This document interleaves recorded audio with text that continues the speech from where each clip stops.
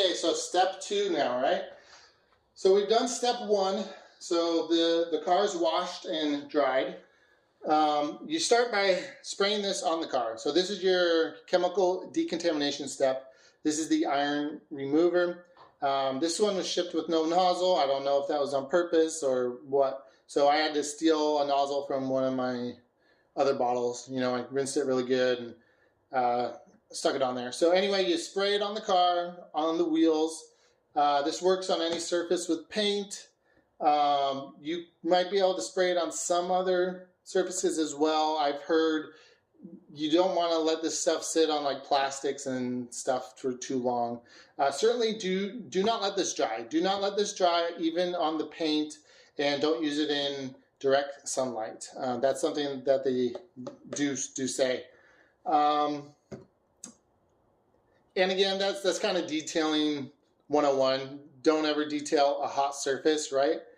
And if there's a little bit of sunlight, it's not the end of the world. It's mainly a hot surface, and you don't want to let your products dry on the paint.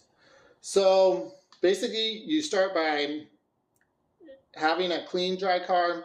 You spray this on, let it dwell for a little bit. As it's dwelling, you'll start to see these little streaks. It'll turn kind of a reddish color. That's the solution reacting with the iron particles on your car. So in theory, that means that it's doing its job. I couldn't see much red streaking on the paint in this car. I don't know if that's just because the car was black or there wasn't much iron on it. On the wheels are kind of a gray color on this car. I did see a little bit of the red streaking on the wheels. And again, the source of most of the iron on your car is going to be from brake dust.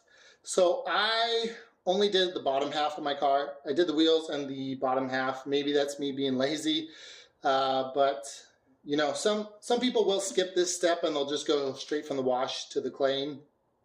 I thought about doing that, and then I was like, you know what, I want to do a good job. So, but I did kind of cheat a little bit on this step by not doing the entire car, only the lower half. But you'll spray this on a dry car, let it dwell for a few minutes. Then you'll just take your mitt, dip it in water, fill your bucket with just water, right? You don't need any soap or anything else, just water. And then just lightly agitate this solution while it's on the car with the mitt. You don't need to use a lot of force. Just lightly agitate it and it'll start to kind of foam and soap up a little bit. And then you'll rinse the whole thing off. And you're basically done. You know, then you can take your dry towel to the car again. So this step goes much faster than step 1. There's not much to it really. But that's step 2. That's the chemical decontamination step. And then we move on to step 3.